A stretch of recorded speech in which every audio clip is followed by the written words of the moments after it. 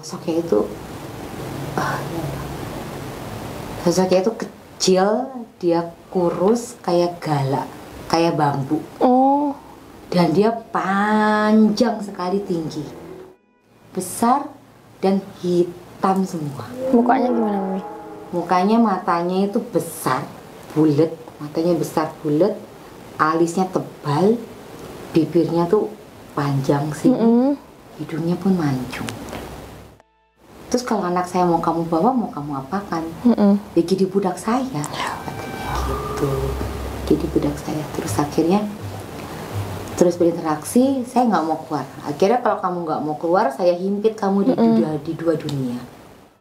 Dan kalau saya bercerita seperti ini pun, saya kayak merasa dia pun ada. Ada deh, Mami, sini.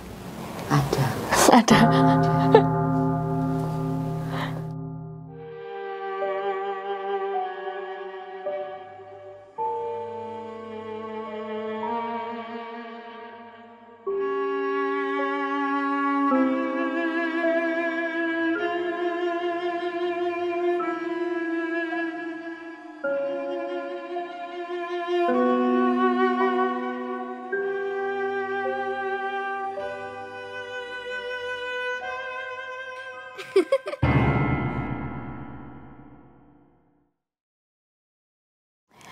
Assalamualaikum warahmatullahi wabarakatuh.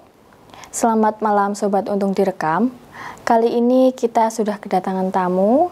Halo Mami. Halo. Ketemu lagi Mami. Ya, jangan bosan ya. Enggak. Mami banyak banget cerita ya ini. Ya, malam hari ini mau cerita apa nih Mami? Mau cerita kisah ya, ketemu sosok lagi gara-gara mulut lagi yang salah bicara. Ya. Gitu. Gimana tuh Mami? Langsung cerita nih. Iya. Iya. Ini kisahnya sudah lumayan agak lama. Itu kurang lebih zaman-zaman saya masih gadis ya. Ceritanya saya juga pernah gadis loh.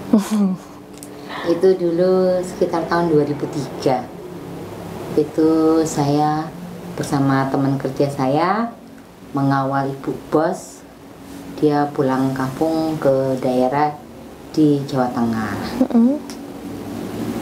Ya sebenarnya cuma hanya menemani beliau karena naik kendaraan umum, nggak lewat mobil pribadi ataupun kereta atau pesawat. Ya mulai kita berangkat dalam perjalanan itu nggak ada apa-apa, santai-santai aja. Tujuannya ya saya berpikir juga sekalian jalan-jalan lah. Saya waktu itu kebetulan belum pernah ke Jawa Tengah, kan pernahnya saya cuma hanya ke Jogja, itu pun main jalan-jalan. Ini Jawa Tengah, ke salah satu daerah di sana. Bisa nyampe sana itu ya nggak ada apa-apa, nggak terjadi apa-apa juga, masih santai-santai biasa. Cuman kan dulu rumahnya tuh masih rumah besar tapi agak pedalaman. Jadi itu dari jalan raya kita harus jalan kaki ke dalam juga. Kita jalan ke dalam juga ya.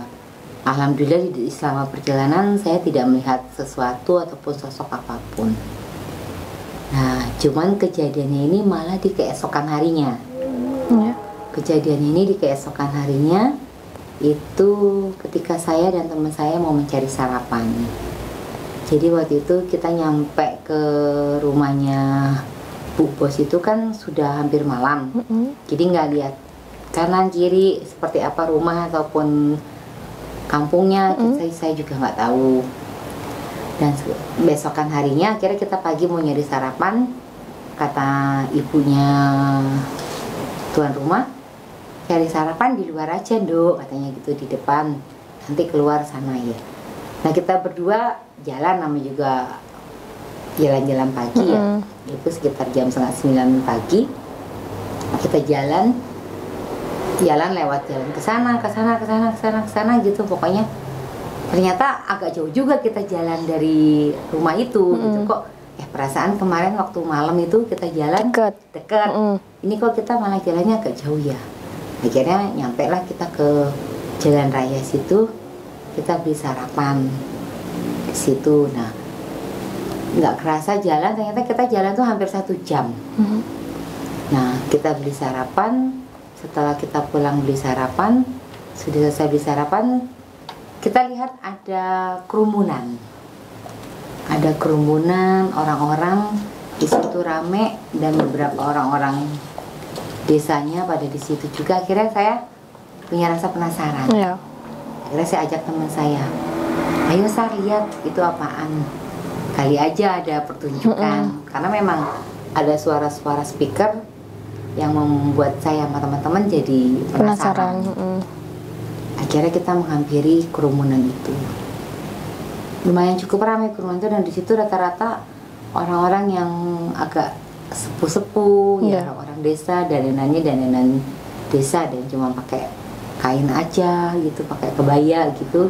Terus kita ke kerumunan itu datang. Ternyata di situ adalah pengobatan alternatif.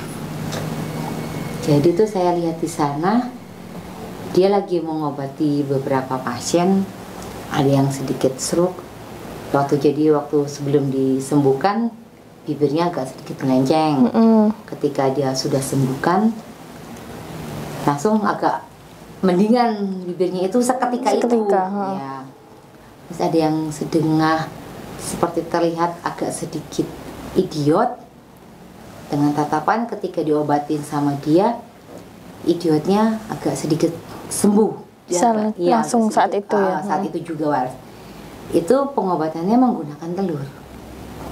Telur ayam. Telur ayam, telur ayam. Itu dikekakiin telapak kaki, terus ubun-ubun gitu, terus dipecahin di muka penonton itu. Isi dalam telurnya itu hitam. Oh, dalamnya hitam. Dalam telurnya itu hitam. Jadi ketika dipecahin tuh telurnya hitam, kayak telur busuk. Dan satu orang itu bisa memakan telur 7 sampai 10 telur. Habis telurnya itu dipecahin sama dia. Saya bilang, ih aneh. Masa mungkin sih bisa kayak gitu. Nah, itulah kejelekan saya. Kebiasaan selalu nyeplos ngomong, tapi saya gak sadar. Oh ya. Jadi kayak bukan seakan itu tuh yang ngomong kayak bukan saya. Saya langsung ngomong, mana mungkin sih telur bisa nyembuhin. Alah, itu paling ya telurnya udah direndam berbulan-bulan biar katanya busuk. Itu ya paling orang-orangnya dia juga. Gitu, saya ngomong kayak gitu. Terus kata teman saya, Gus, jangan asal ngomong. Tuh, iya, ngomong apaan sih? Oh, ngomong gitu. Saat itu. Terus selang beberapa menit, nggak nyampe 10 menit lah, berapa menit habis si pasien itu diobatin, pasien itu kembali ke penonton lagi, ganti. Tabib itu yang ngobatin itu bicara seperti ini, saya tahu di salah satu penonton ini ada yang tidak percaya sama saya. Ada yang menyepelekan saya, dan mungkin dia sampai berbicara ngomong kalau saya ini adalah bohong. Pertunjukan saya ini adalah rekayasa. Kalau mau kayak gini, saya bisa tunjukin lebih lagi sama dia. Itu mami yang dimaksud ya kayaknya. Iya, itu yang dimaksud udah pasti saya, karena abis saya bicara seperti itu. Gitu. Terus akhirnya tabib itu agak sedikit menghadap saya langsung lari. Langsung saya ajak teman saya, ayo balik gitu. Terus saya langsung balik. Terus kata sama saya, lu sih kan dibilang kebiasaan kata gitu. Lah kan aku sendiri nggak sadar ngomong kayak gitu, kayak bukan aku yang ngomong langsung itu juga. Ceplos gitu ya. Langsung ceplos gitu aja. Setelah kejadian jalan berapa menit kita jalan, ternyata terjadilah. Padahal itu jam 10:30 siang. Yang dimana kita nggak menyangka, masa iya sih siang bolong ada sosok-sosok kayak gitu. Masa ada setan sih siang hari kan kayak gitu. Ternyata benar. Di tengah saya lari, langsung ada shoot sebelah kiri, bayangan hitam besar. Langsung saya astagfirullahaladzim. Saya jalan lagi, terus akhirnya udah kita nggak usah lari. Kita lari juga percuma, dia bisa lari. Kayak dikejar gitu ya. Saya jadi kayak dikejar-kejar. Jadi ketika saya tidak berlari, malah sosok itu tidak terlihat. Tapi kalau saya lari, bayangan hitam itu ada, kayak gitu. Dekat-dekat gitu. Tahu-tahu dari kiri, saya kaget, dicegat supaya saya jangan lari. Saya berhenti lagi. Terus saya jalan lagi, dia di kanan lagi. Terus kata teman saya, jangan bercanda lu, siang bolong gini mana ada. Tuh kan, lu juga kan mulutnya ngaco. Ini nyata, ada beneran, saya bilang gitu. atau mau sekalian gue panggilin nih, saya bilang gitu sambil sama teman bercanda gitu. Terus kata dia, udah baca doa yaudah. Jadi sepanjang jalan Bismillahirrahmanirrahim. Ya saya baca doa apa aja yang saya bisa. Ini akhirnya ini kok nggak nyampe ya rumahnya ya. Terus saya sempat lupa ini gangnya mana ya, ini mana ya. Gitu. Nah saat itu kan zaman di situ belum ada WhatsApp ya, belum ada BBM juga ya. Akhirnya saya coba telepon. Saya coba telepon ke rumah, nggak diangkat-angkat juga sama bos saya gitu. Terus akhirnya kita jalan. Jadi sepanjang perjalanan itu ada 5 kali penampakan itu terjadi. Cuman dia belum menunjukkan sosoknya, tapi bayangan-bayangan terus. Bayangan 5 kali itu terus ya. Bayangan itu terus-terusan. Saya langsung lagi. Masa gundurwo sih, bilang gitu kan. Langsung terasa di sini nih kayak berat. Mungkin dia menaiki saya. Jadi saya kayak gendong dia. Iya. Jalan semakin jalan tuh saya semakin berat. Sesampai di rumah, itu nyampe rumah itu saya sekitar hampir jam 12 siang. Tidak lama kemudian azan zuhur. Nah, habis dari kejadian situ siang, perasaan saya jadi gundah. Gelisah gitu. Iya, gundah gelisah. Jantung itu deg-degan terus. Terus udah mana rumahnya di desa, emang sepi gitu ya. Nggak ada lalu lalang kendaraan juga. Di situ sepi. Akhirnya kita ada rencana mau jalan-jalan pada saat itu. Karena kejadian itu ya akhirnya di rumah aja. Saya nggak jadi keluar lah Bu, saya bilang gitu. Nggak ikut.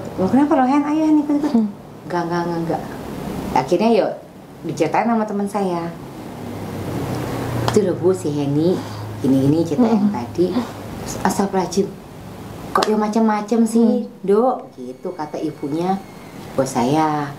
Saya gitu, ya kan saya juga nggak sadar apa yang saya bicarakan itu. Terus gak lama kemudian di dapur itu saya mendengar cengkreng gitu, perang gitu, kayak ada suara piring. Tuh, ada piring jatuh, siapa tuh yang numpain? Terus kata mana ada sih, nggak ada suara apa-apa. Tapi saya ke dapur benar piring itu pecah. Oh ada, memang ada. Akhirnya saya panggil lagi teman saya yang tadi saya ajak nonton. Tuh kan ya. Terus di atas meja ada telur.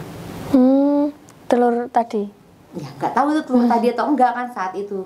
Lah kok ada telur ayam? Waktu saya ke dapur nggak ada itu telur. Habis saya melihat telur itu pecah, saya balik ke meja, telur itu ada. Ya, saya nggak berani ngambil. Saya lari lagi ke depan ke ruang TV. Akhirnya saya cerita, Bu, kok di dapur ada telur ya? Gitu kan. Terus habis itu akhirnya saya berantem sama teman saya. Sar, lu jangan bercanda dong. Kan tadi udah kejadian kayak gitu. Ngapain sih naruh-naruh telur di meja? Tadinya nggak ada, terus kok sekarang ada. Gila kali lu ya? Kata temen gitu. Ngapain gua naruh telur di situ? Kan katanya gitu. Kan kita ke dapur juga bareng. Kapan gua naruhnya? Alah enggak. Pokoknya aku menghibur diriku sendiri. Kalau itu tuh fiktif lah, nggak ada, enggak. Padahal saya udah tahu itu pasti yang kiriman dari alternatif tadi itu. Dan setelah itu, pokoknya setiap saya lagi jalan gini, sreng, bayangan datang. Astagfirullahaladzim, saya kan, saya jadi kaget beneran deh. Terus udah gitu saya jalan lagi. Pokoknya setiap saya masuk kamar pun hawanya jadi, masa siang bolong dingin kan nggak mungkin. Jadi hawa dingin, hawa nggak enak. Udah deh pokoknya udah nggak beres deh, saya bilang. Kira saya minta pulang. Bu, pulang aja deh, saya harus segera pulang, ini nggak baik udah buat saya. Akhirnya saya mau malam mau tidur aja saya udah ketakutan karena hal gelisah itu terus-terusan. Sampai saya nutup kepala pakai selimut, tapi hawa saya mau ke dapur. Jadi setiap saya ke dapur pasti ada telur di atas meja itu. Padahal itu telur udah dipindahin. Tapi saya ke dapur ada lagi itu telur di atas meja itu. Jadi itu telur itu maunya apa, saya bilang gitu kan. Akhirnya besoknya tuh dipanggil mbahnya ibu itu, Panggil banyak, akhirnya dia datang. Terus akhirnya dilihat sama dia ceritain, oh iya ini dikirim sama yang alternatif, tapi ya mohon maaf saya nggak bisa musirnya. Sampai dia belum mencapai tujuan dia tidak akan bisa pergi walaupun diusir. Tujuannya apa itu, Mama? Nah ya, terus nanti itu ada tujuan dia apa. Makanya lain sekali kalau misalnya kita singgah di daerah orang, itu kita nggak boleh sembarangan, nggak boleh ngomong sembarangan, nggak boleh bertindak sembarangan. Ya mungkin saya senonoh di situ. Akhirnya keesokan harinya kita pulang. Sampai kita naik bis, akhirnya sampai ke penginapan. Jadi saya kan rumah di Bogor. Yeah. Cuman saya nginep dulu di Jakarta karena nungguin Bu Bos dijemput suaminya. Saya di hotel. Masa hotel bintang ya, kejadian aneh-aneh kan yang nggak lucu. Tapi saya udah tahu, jadi saya sudah biasa aja saat itu karena saya tahu itu pasti kerjaan dia. Yang dia mainin hordeng, hordeng tiba-tiba masa jendela nggak dibuka, hordeng kayak kena angin. Oh ya. Segitu kencangnya ke AC hotel kan nggak mungkin. Akhirnya saya berbicara, jangan iseng, tunjukin aja sosoknya kamu tuh kayak apa, maunya apa dan bagaimana. Saya sudah capek kan, akhirnya saya gitukan. Yang saya lihat hanya sosok bayangan hitam. Kayak diteror gitu ya? Iya, jadi kayak diteror. Akhirnya ketika saya tidur di malam hari, saya baru mau merem, yang saya lihat sosok itu lagi. Jadi saya nggak berani tidur. Saya melek pun nggak berani, tidur pun nggak berani. Jadi cuma berani merem aja. Dan saat itu saya sendirian di kamar hotel itu soalnya. Sampai besok pagi saya baru pulang ke rumah. Dan setelah itu jantung saya tuh hanya bisa berdebar-debar. Ya Allah, masa saya kalah sih sama makhluk kayak gitu? Saya bilang gitu. Kalau memang ini saya salah bicara, ya sudahlah, jangan lagi gitu saya bilang. Saya minta maaf gitu. Akhirnya saya bisa tertidur saat itu. Nggak ada subuh, saya sudah bangun lagi. Jadi sosok itu terus-terusan menghantui saya, suwiran. Bahkan dia mungkin tidur di sebelah saya. Kalau tidur sebelah mana? Tidur ya, orang saya merinding, nggak berhenti kok. Dan hawanya tuh dinginnya bukan dinginnya AC. Akhirnya saya tidur, saya belakang saya tahu dia, walaupun dia ngegerayangin saya, megangin bahu saya kayak gitu, saya cuma udah bisa astagfirullahaladzim, gak berani membalik badan. Kalau saya balik badan takutnya saya melihat sosok itu. Akhirnya sampai besok pagi saya tidur sudah nyenyak, saya akhirnya pulang ke rumah.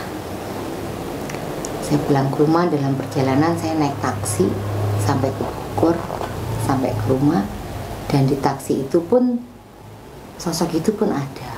Jadi dia nggak pernah hilang. Ikut terus ya, Mam ya? Ikut terus itu dia. Tapi dia tidak menunjukkan dia itu seperti apa ketika saya marah. Dan akhirnya setelah saya sampai rumah, itu sekitar sore. Saya sampai rumah sore, dan itu kalau kayak surup jam 4:30 sore. Akhirnya saya bilang, udah sini lu kalau mau berantem deh sekalian. Jangan kayak gini, tujuannya apa, maksudnya apa? Saya bilang gitu. Akhirnya dia nongolin lah itu sosoknya dia, dan saya cuma bisa teriak saat itu. Habis saya teriak, saya duduk di balai depan rumah. Di balai depan rumah, tangan saya tuh saya gini. Jadi itu lu. Saya cuma giniin tangan doang, gini gebrakin balai aja. Saya gini gebrakin, dan balai itu rubuh, dan saya pun ketimpa. Bruk gitu. Sampai rubuh itu balai. Sampai rubuh balainya semua. Kayaknya itu biasa dipakai kayak pos ronda buat, karena rumah saya paling ujung kan. Itu rubuh, asli rubuh, padahal cuma 2 tangan saya doang beginiin. Rubuh, dan saat itu sosok yang saya lihat itu ternyata dia tidak besar. Jadi bayangan saya selama ini, waktu seliweran bayangan, sosok itu besar, kepalanya besar, rambutnya panjang, seperti Gundurwo. Ternyata enggak. Gimana? Sosoknya itu kecil, dia kurus kayak galak, kayak bambu. dan dia panjang sekali, tinggi. Kok ada makhluk bambu segini tuh? Iya, kurus, kayak orang kurus ceking, tapi dia tinggi banget, tinggi, besar, dan hitam semua. Mukanya gimana, Mami? Mukanya, matanya itu besar, bulat, matanya besar bulat, alisnya tebal, bibirnya tuh panjang sih, hidungnya pun mancung. Tapi kalau kepalanya Dan besar dia gitu enggak? Apa ya enggak, ya kecil? lonjong kecil. Oh, Gitu dia belatin saya. Gitu ya saya langsung gebrakin balik, baliknya jatuh, saya langsung nggak sadar saat itu. Jadi Mimpa dia Mami memasuki itu. saya. Ya. Dan saat itu akhirnya saya kesurupan. Saya langsung lari, teriak-teriak, mama, mama. Saya gebrak pintu, sampai pintu rumah saya pun jebol. Saya langsung lari masuk ke dalam kamar. Dan mama saya sudah tahu itu. Karena apa? Ketika saya nyampe rumah, saya nggak masuk ke rumah. Saya diam di luar. oh, enggak langsung Enggak masuk, tapi masuk ke rumah. Saya duduk di balai itu. Saya masih, tas saya semua masih di luar. langsung ngomong sama sosok itu tadi. Iya, Mami? saya langsung nantang sosok itu. Akhirnya malah diri saya yang nggak kuat. Malah akhirnya dia yang masuk ke saya. Iya. Maunya saya kan saya berinteraksi sama dia. Iya. Kalau saya kuat gitu, tapi ternyata saya kalah. Makhluk itu masuk ke dalam tubuh saya dan saya berontak. Akhirnya mama saya sudah tahu kalau saya adalah kesurupan. Iya. Heni lu kenapa? Heni lu kenapa? Gitu. Terus, wah, pokoknya saya udah Teriak-teriak. berontak-berontak, menyakiti diri saya sendiri. Saya mukul-mukul kepala saya banting-bantingin barang di kamar. Saya teriak-teriak kayak orang gila saya saat itu. Dan saat itu keluar lagi sosoknya itu, dan dia di sudut kamar. Itu sudah sadar, Salah-salah Mami? tembok. Saya sadar saat itu. Dan saat itu mama saya manggil Pak RT dan warga setempat. Dan sosok itu ke sudut ruangan, kayak pojokan situ tuh dia kan gini ya, sosok tembok gitu ya. Iya. Dia berdiri tuh di sudut, Di pojokan gitu. pojokan itu, karena dia panjang. Jadi dia masuk ke selipan situ dan dia jadi kayak tembok. Padahal itu dia, sosok itu. Saya udah enggak, saya ampun, maaf. Akhirnya saya mengucapkan itu. Dari sekian hari, dari kemarin saya menantang dia, saya baru itu mengucapkan maaf. Enggak, ampun, maaf. Jadi saya kayak orang setengah gila. Takut. Ya, takut. Karena sosoknya memang menyeramkan dan akhirnya dia masuk lagi ke saya. Dia masuk lagi ke saya berontak lagi. Ada 10 bapak-bapak megangin saya saat itu. Saya diceritain mama saya. Dan 10 orang itu semuanya mental. Kuat. Gak bisa megangin saya. Kuatnya minta ampun. Pokoknya intinya dia mau bawa saya. Pokoknya saya harus ikut dia. Terus? Saya nggak boleh. Jadi dia mau bawa saya. Mungkin rohnya saya mau dia ambil, mau dia bawa. Kesurupan saya agak lama itu. Dari sekian saya sering kesurupan itu yang paling lama dan paling kuat. Akhirnya mama saya mendekam saya dari belakang, saya tengkurap. Salahnya gitu. Kata kiai itu jangan tengkurap. Oh, kalau kesurupan nggak boleh tengkurap, Mami? Boleh tengkurap Kenapa? seharusnya. Semakin kuat dia. Kita tidur pun nggak boleh tengkurap. Gitu. Walaupun kita nggak kesurupan, kita tidur pun nggak boleh tengkurap. Karena setan-setan itu paling suka sama kita yang tidurannya tengkurap. Kok bisa, Mami? Mudah untuk dia menjahili kita. Gitu. Iya. Apalagi memasuki kita. Gitu. Akhirnya saya tengkurap saat itu. Mama saya mendekap saya dari belakang.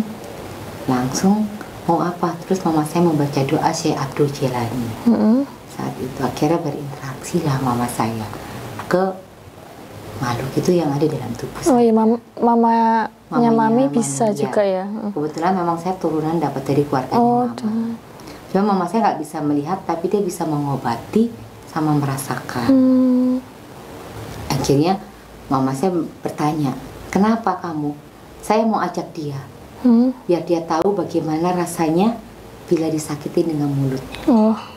Tuh, jadi dia dendam. Punya sakit hati juga ya, Mami, Iya, sosok kayak gitu. Ya, makanya kita nggak boleh sembarangan bicara di daerah orang.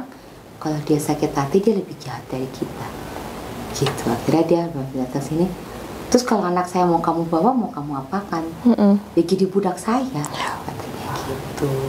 Jadi budak saya. Terus akhirnya terus berinteraksi, saya nggak mau keluar. Akhirnya kalau kamu nggak mau keluar, saya himpit kamu di dua dunia. Di dunia nggak diterima, di akhirat kamu nggak diterima. Akhirnya kamu kejepit. Gitu. Ketika kamu dijepit, kamu pun nggak bisa berkelana kemana-mana. Mama saya bicara seperti itu. Akhirnya dia sempat takut di dalam tubuh saya. Setelah itu, ya akhirnya kita berinteraksi, berbicara. Ada apa? Anak kamu ini menantang saya, tidak percaya akan hadirnya saya. Padahal saya tahu kalau anakmu ini sudah bisa melihat. Gitu. Jadi kalau emang kita mau adu ilmu, hayo. Gitu. Jadi kayak orang, kayak ngomong sama orang dia. Karena memang dia itu adalah sosok yang buat menyembuhkan orang-orang yang sakit itu. Jadi kayak mungkin mau nyantet orang atau mau nyembuhin, jadi dia yang ngejalaninnya. Jadi mungkin yang punya alternatifnya itu nggak terima saya. Jadi itu sosok dikirimin terus untuk saya. Akhirnya kita berkenalan. Dan baru ini saya hafal dengan nama hantu. Sampai detik ini saya ada namanya, Mami? Ada namanya. Siapa tuh namanya? Namanya Samiyaji. Samiyaji. Masih ingat sampai sekarang. Masih ingat sampai sekarang. Sampai saat ini keluarga saya kalau misalnya saya agak sedikit pembangkang, meski nyebut nama Samiyaji saya takut. Iya. Sampai takut gitu. Takut karena sosoknya itu menyeramkan banget dan dia merasuki saya seakan saya kayak dibawa ke dunia dia.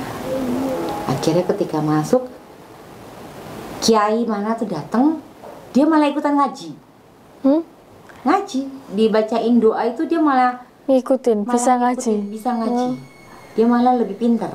Padahal saya nggak bisa ngaji. Kok bisa ya? Iya, saya ngaji bisa tapi nggak hafal. Kalau baca Al-Qur'annya, suratnya saya bisa. Malah pintaran dia. Mama saya sampai bingung. Nah, akhirnya ketika dibacain doa Syekh Abdul Jailani selama sebanyak 7 kali, dia nggak bisa mengikuti. Di situ dia mulai ketakutan. Akhirnya dia mau pergi nggak? Kalau nggak saya himpit nih, kata mama saya gitu sama kiai di situ. Jadi iya, tapi lepasin dulu, saya lepasin saya. Akhirnya saya dipegangin, udah nggak 10 orang saat itu. Mama saya pokoknya duduk di atas badan saya di sini. Dijepit, terus kaki saya dipegangin sama bapak-bapak ada di situ. Akhirnya berinteraksi. Iya, saya mau pergi. Tolong bikinin 7 gelas kopi hitam. Dan kopi hitam ini dibuang di got ataupun air yang mengalir, dan itu hanya boleh dibuang sama gadis. Minta 7 gelas kopi. 7 gelas kopi, airnya dibuang di got. Tapi got itu harus air yang mengalir, dan yang buang kopi itu harus gadis. Jadi wanita, cewek yang masih perawan, yang masih belum tahu apa-apa. Dan saat itu saya punya adik perempuan, masih SMP saat itu. Dia kira mama saya minta tolong adik saya yang buang. Adik saya nangis, dibilang tumbal. Kirain jadiin tumbal. Iya, mama jahat demi Ayu. Kakak dijadiin tumbal. Tapi mau juga ya, Mami? Akhirnya mau. Dan sekarang mama mau nyari siapa lagi yang memang masih suci lah. Zaman dulu kan nggak kayak zaman sekarang. Zaman dulu masih SMP kan boro-boro mau pacaran ya. Jadi yakin lah kalau adik saya itu bisa membuang kopi itu. Di saat itu saya tetap berinteraksi, masih di dalam itu, nggak mau keluar-keluar itu, hantunya itu. Jadi terus-terusan berbicara sama mama saya, berinteraksi, berkata, saya ini enggak. Jadi Samiyaji ini bukan sosok mencelakai orang, dia menyembuhkan. Gitu. Tapi dia juga bisa tergantung perintah dari majikan. Oh iya.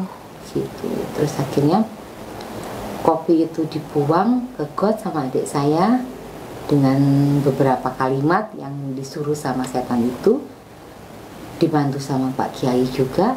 Terus ampasnya dibalurin ke wajah saya. Selang sekitar 10 menit saya meraung. Wah! Saya meraung dengan kencang karena badan saya terasa sakit banget di saat itu. Belum sadar ya, Mami ya? Belum, saya belum sadar.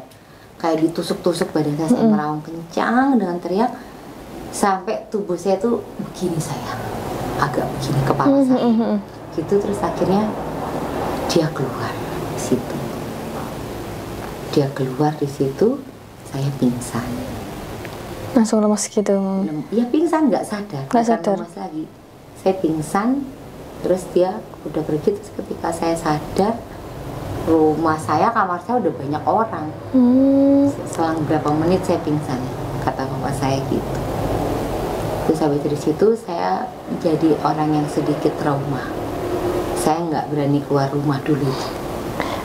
Habis kejadian itu ya, Mami? Kejadian itu. Sampai berapa lama itu, Mami? Saya di dalam kamar itu nggak keluar itu 3 hari. 3 hari itu saya baru berani keluar kamar. 3 hari itu saya berani keluar kamar. Jadi saya ke kamar mandi pun saya ditemenin mama saya. Setiap saya masuk kamar mandi itu saya pasti ketakutan. Kapok gitu ya? Lihat sudut ruangan, saya jadi kayak membayangkan itu dia. Di setiap lihat sudut sana, saya seperti ngeliat dia. Ngeliat sudut saya, ngeliat dia. Karena dia kurus, tinggi gitu. Takut kalau Takut, ada. ya. Jadi selalu seperti itu. Tapi setelah itu nggak hadir lagi, Mami? Habis dari situ, selang berapa bulan ya dia nggak hadir. Tapi anehnya selang berapa bulan itu, terkadang-kadang dia suka masih nongolin saya. Dengan wujudnya itu apa yang telur? Dengan wujud itu. Dengan wujud. Jadi tuh saya ngeliat telur itu jadi takut saya. Trauma.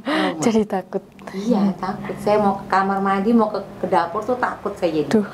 Karena saya seneng banget makan telur. Jadi saya takut sama telur. Jadi ada fisiknya. Biasanya saya kalau ketemu hantu tuh nggak pernah ada fisiknya. Tapi ini ada fisiknya. Fisiknya telur itu ya, Mami ya? Telur itu. Jadi saya nggak menyangka ternyata dengan saya berbicara asal, akibatnya mempertaruhkan nyawa saya sendiri. Di situ kesurupan saya paling parah. Terus kalau hadir-hadir itu tujuannya apa, Mami nggak tahu? Yang dia hadir dan nongol itu menunjukkan kalau dia itu ada, kalau mereka itu nyata, gitu. Jadi dia ingin diakui, dia ingin pengakuan dari saya, gitu. Jadi tapi nggak kenapa-napa ya, nggak mencelakai gitu? Enggak, dia nggak mencelakai, cuman ya itu dia mau mengajak saya, gitu. Ya itu ya sama aja mencelakai. Mungkin kalau saya nggak kuat, saya meninggal kali, ikut beneran. Ya. Gitu. Jadi raganya ada, roh jiwanya nggak ada, digantikan sama dia. Gitu. Jadi kita jangan menyepelekan alternatif seperti itu. Ternyata yuk nyata. Ada. Memang ada. Tuh. Jadi itu pengalaman terburuk buat saya sih. Yang sampai sekarang masih jadi trauma ya, Mami ya. Yang saya tahu itu hantu itu besar, gede. Ternyata ada juga yang kecil. Nah ya, kok ada ya? Iya. Dan kalau saya bercerita seperti ini pun saya kayak merasa dia pun ada.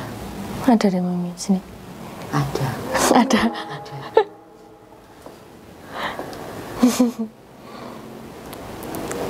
Menyebut namanya itu ya pasti menyeramkan. Karena dia adalah sosok kiriman, bukan hantu yang penasaran.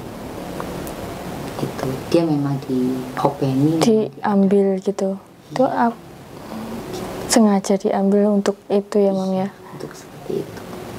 Kasihan juga sebenarnya sama goib-goib yang kayak gitu itu. Gitu. Jadi ya itulah pengalaman saya ketika salah berbicara. Jadi kita harus hati-hati kalau bicara ketemu orang, apalagi kalau melihat sudut-sudut ruangan ya. Hati-hati juga. Oh iya, Mami, kalau sosok siapa tadi Mami namanya? Sania. Iya, ada di sini, Mami. Ada. Tepatnya di mana? Gak usah tahu. Oh iya.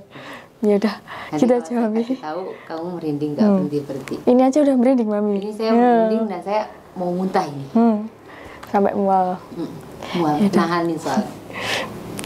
Terima kasih, Mami, ceritanya malam hari ini. Terima kasih Sobat Untung Direkam. Buat kalian yang ingin berbagi cerita seperti Mami, bisa dikirimkan ceritanya di Instagram kami di @untungdirekam. Dan jangan lupa tetap selalu dukung channel kami dengan cara like, komen, dan subscribe. Akhir kata, saya Arum dan Mami Heni pamit undur diri. Wassalamualaikum warahmatullahi wabarakatuh.